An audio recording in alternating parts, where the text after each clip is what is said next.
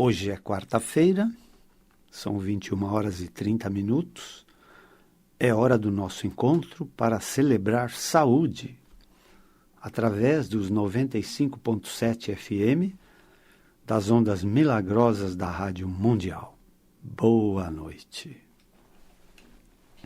Sempre conduzimos nossas palestras tentando responder perguntas que nos chegam dos ouvintes, né? Então vamos falar propriamente sobre a medicina espiritual mesmo.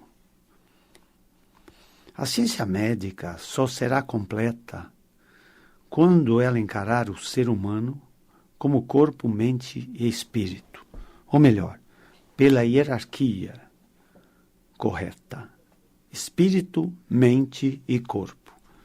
A medicina espiritual, que é a medicina total, integral, completa, num futuro bem próximo, vai tratar do ser humano, espírito, mente e corpo. Mais uma vez acentuamos, não somos vinculados a nenhuma crença religiosa e a nenhuma doutrina religiosa. O espiritual aqui se refere a Deus e se escreve com E maiúsculo. Não tem nada a ver com a doutrina de Allan Kardec, como muitos entendem. Nossa formação religiosa foi católica apostólica romana, embora tenhamos buscado conhecimento religioso em outros ensinamentos de outras e várias crenças religiosas. Mas até hoje, para a ciência médica, somos apenas corpo e mente. Para a medicina espiritual, somos espírito, mente e corpo. A ciência médica e suas especialidades dedicam-se ao corpo físico. A mente e seus desvios de comportamento é competência da psiquiatria, da psicologia e da neurociência. E quanto ao espiritual do ser humano? Existe alguma especialidade dedicada ao espírito? Alguma universidade dedicada ao espírito? Alguma escola de espiritologia? Não existe. E se existisse, como iriam conseguir professores do espiritual? Não tem professor para dar aulas do espiritual. A ciência pode explicar o corpo físico. A neurociência tem de explicar a mente. Mas o espiritual está muito além do raciocínio lógico ou científico. Assim, se alguém quiser explicar o espiritual ou Deus, a ciência vai ajudar em quase nada. Nossos informantes físicos, visão, audição, olfato, paladar e tato, podem ajudar, mas muito, muito pouco. Vejam quantas crenças e religiões tentam explicar o espiritual do ser. Convencem? Concluem? É extremamente difícil. Daí inúmeras crenças ou doutrinas religiosas que, de modo algum, são unanimidade. O espiritual ainda permanece nos umbrais do desconhecimento do reino espiritual. Alguns poucos seres de luz, místicos, gurus, iogues, pregadores, evangelizadores, missionários, profetas, apóstolos, santos e o próprio Messias, Jesus, conseguiram entender o espiritual e o espiritual do ser humano. Mas apesar dos ensinamentos desses seres de luz, o reino espiritual ainda pertence ao mundo do não conhecimento. Por que existem tantos ateus e agnósticos que não acreditam em Deus? Porque eles estão completamente apegados ao raciocínio lógico e científico. E por este raciocínio, você não vai encontrar Deus e nunca o espiritual. Como então podemos buscar o princípio espiritual Se estamos acostumados ao raciocínio científico e lógico e acreditamos somente em nossos informantes físicos, visão, audição, olfato, paladar e tato, sempre aprendemos que 2 mais 2 é igual a 4. Se você quiser empreender esta jornada rumo ao espiritual, podemos conduzi-lo aos primeiros passos. Mas você tem que transcender seus 5 sensores físicos. Saiba, porém, que todo o conhecimento científico que existe, somando todas as ciências, biologia, medicina, física, química, informática, matemática, astronomia, etc., etc., etc., todo esse conhecimento científico somado é minúsculo quando for comparado ao desconhecimento espiritual. A proporção poderia ser 1 grão de areia comparado ao Sol. Então, não é muita ousadia querermos buscar um desconhecimento espiritual tão gigantesco. E onde buscar?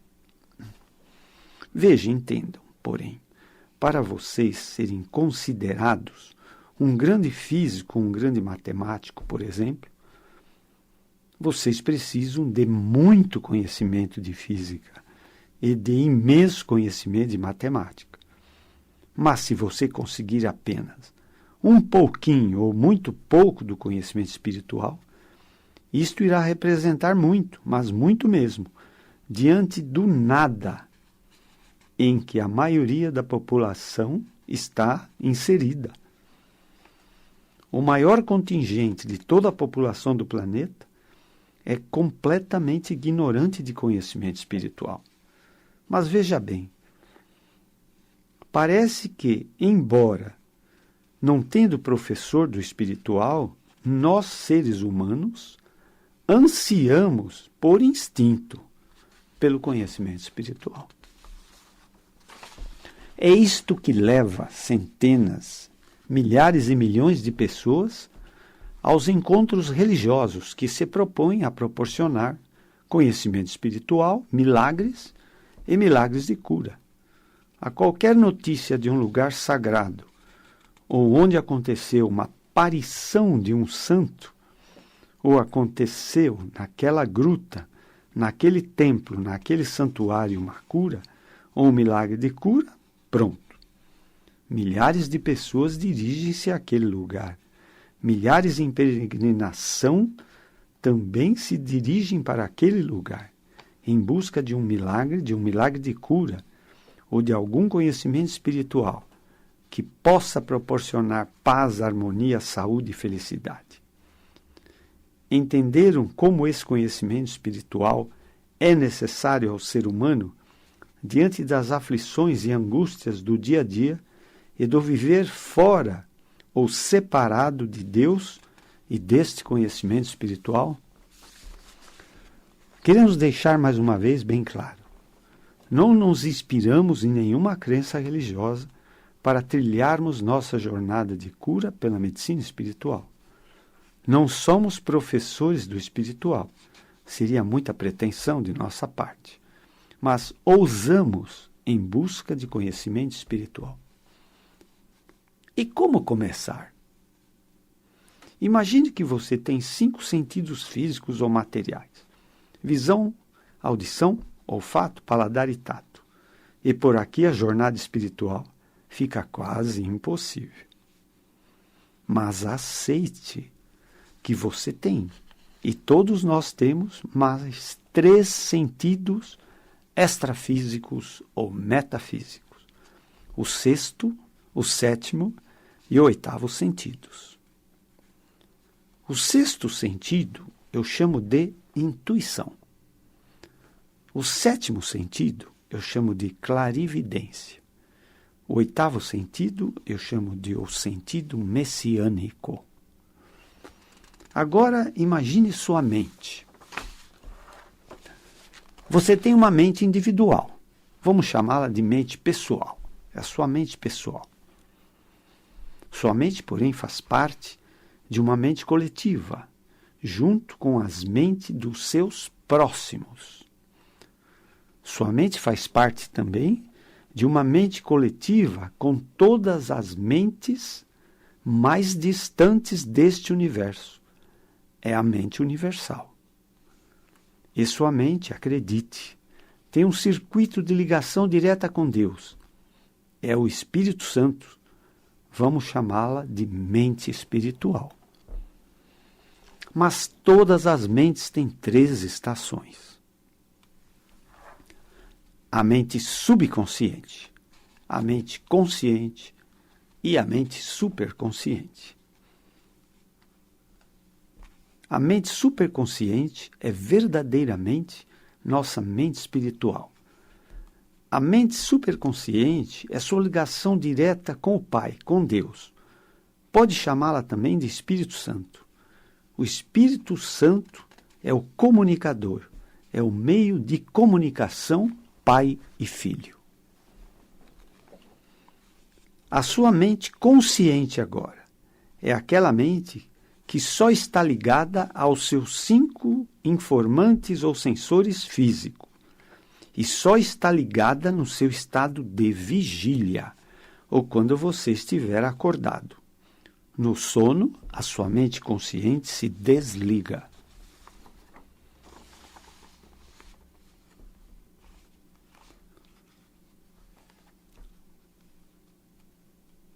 A mente consciente toma conhecimento de toda informação que chega por visão, audição, olfato, paladar e tato.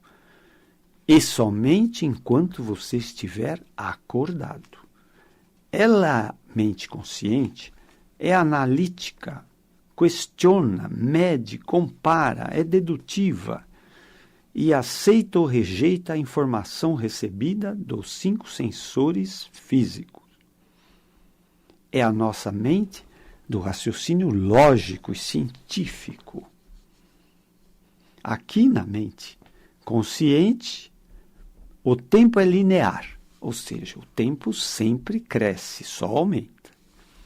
E o efeito tem que suceder sempre a uma causa.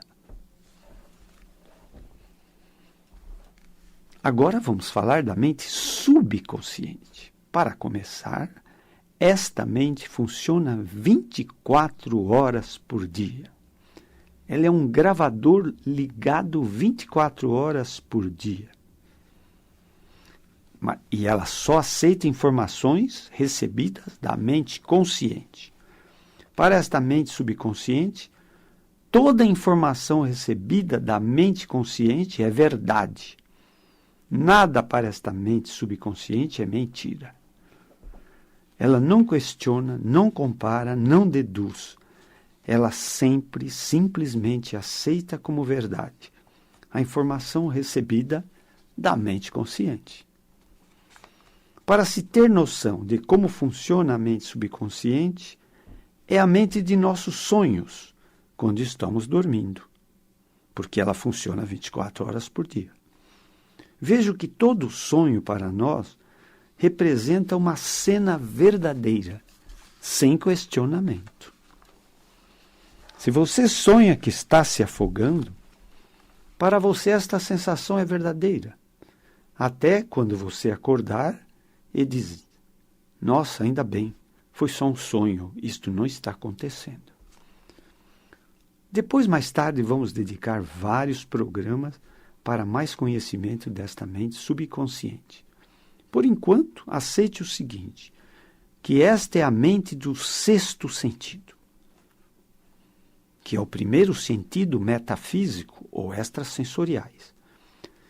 É o sentido da intuição, da premonição, da precognição. Esta mente prevê um acontecimento antes que ele aconteça. Assim, ela é a mente do tempo negativo. Mas vocês vão perguntar, tempo negativo? Isto mesmo, tempo negativo. Vocês podem estar fazendo hoje aniversário de 20 anos, tendo feito ano passado 21 anos. é o tempo que anda para trás. Nós aprendemos pelas nossas crenças que o tempo é linear e só aumenta, nunca diminui. Pois bem, para a mente subconsciente, ela pode revelar um efeito antes da causa. Eu vou repetir. Para a mente subconsciente, ela pode revelar um efeito antes que a causa tenha acontecido. Isto é tempo negativo. Imagine você ter que aceitar o tempo linear andando para trás. O relógio marcando 2 horas e, ao invés de caminhar para 3 horas, está voltando para 1 hora. Isto parece um grande absurdo. Mas hoje até a física quântica está admitindo o tempo negativo. O sexto sentido está atrelado à mente subconsciente. Ele é nossa intuição, mas pode chamá-lo, além de sexto sentido, ou primeiro sentido metafísico ou extrasensoriais. Ele é o sentido não do conhecimento, mas da revelação. A palavra revelação tem um sentido místico, transcendental. Pertence ao extrasensorial ou metafísico. Quando alguém busca uma solução e não acha, de repente a solução pode vir acordando a gente no meio da noite. Pode crer que foi a revelação do sexto sentido que se manifestou. O sexto sentido é o comandante em chefe também do nosso sistema imunológico, nosso instinto de defesa, mas pode chamá-lo também de anjo da guarda. Porque ele busca por todos os meios possíveis e imagináveis defendê-lo de qualquer agressão que venha contra você. Pode ser de uma bactéria, de um vírus, de um fungo, ou mesmo de uma célula cancerosa. Eu diria que o sexto sentido te defende até contra o envelhecimento. Ele está ligado 24 horas por dia. Por isso, nosso sistema imunológico também está ligado 24 horas por dia, todos os dias, na nobre missão de defendê-lo, qualquer que seja o agente agressor. Então vejam que papéis tão importantes desempenha nosso sexto sentido. E você nem se dá conta de suas funções. E você nem sabe de quantas encrencas ou doenças o teu sistema imunológico te livrou. E você nem sequer ficou sabendo. Vamos tentar agora conduzir você para a jornada espiritual propriamente dita. Pois tudo isto falamos para chegar a um ponto principal. E daí? Como buscar o conhecimento espiritual partindo do zero de conhecimento espiritual? Se não existe professor nem universidade do espiritual. E se as religiões às vezes mais confundem do que explicam. Muito bem. Através de nossa intuição, do raciocínio intuitivo, nós recebemos conhecimento através da revelação. Intuição vem do latim, intuire, que significa o que vem de dentro. Lembre-se dos textos sagrados. Não procure Deus fora de você. Deus está dentro de você, mais perto do que sua própria respiração. Ou o seu corpo é o templo do Espírito Santo. Logo, é possível interpretar a revelação como a voz de Deus. Através da revelação, muitas descobertas surgiram. É de um grande cientista, físico, matemático e astrônomo, Albert Einstein, a expressão: pensei 99 vezes numa solução e ela não veio. E eis que deixei de pensar e a solução me foi revelada pela intuição.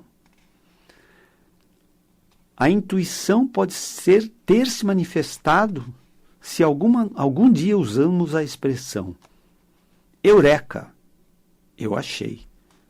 Ou usamos uma outra expressão chamada abre-te sésamo e a solução apareceu. É muito provável que os textos sagrados se manifestaram através de seres humanos quase analfabetos que escreveram e registraram em linguagem elevada. Isso só pode ter sido ação pela revelação. Revelar é tornar manifesto, é receber o conhecimento por intuição do sexto sentido. Logo, o sexto sentido é um canal para buscarmos o conhecimento espiritual. Mas o melhor caminho para percorrermos a jornada espiritual e começarmos é nos sintonizarmos com isolamento, solidão, silêncio, acalmando a mente de todo e qualquer pensamento. Aquietar a mente é uma tarefa difícil. Aquietar a mente é meditação. Meditar nada mais é senão buscar relaxamento, paz, silêncio e assim aquietar a mente. Neste momento, você dará oportunidade para ouvir a voz do silêncio. Quando você mergulha no firme propósito de buscar conhecimento espiritual, você se torna receptivo.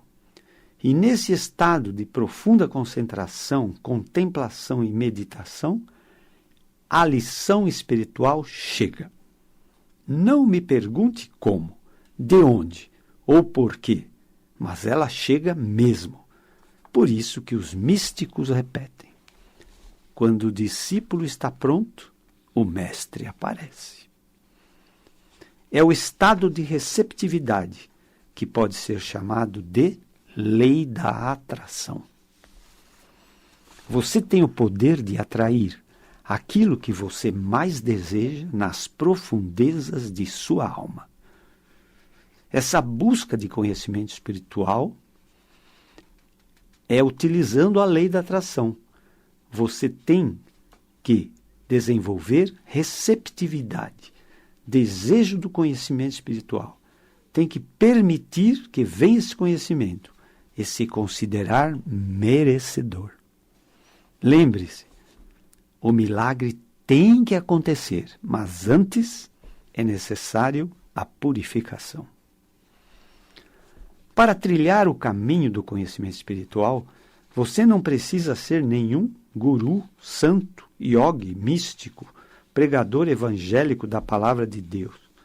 Isto tudo irá acontecer como decorrência. Lembre-se, a fonte é uma só. E esta fonte, sim, é a causa. Os milagres sempre são consequência. O curador espiritual é simplesmente aquele que rompeu a muralha da separação com Deus. O curador espiritual é o nomeado, o ungido, o enviado de Deus, que por si só nada pode fazer, mas pelo Pai e através dele, o milagre decorre e a cura vai acontecer. Então, esta é a mensagem do princípio, do início, do começo da jornada espiritual.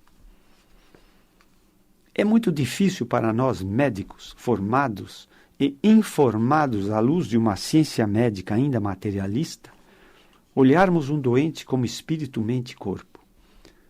Na escola médica nós aprendemos a olhar o doente como um corpo doente, quando muito com uma mente ou um emocional alterado.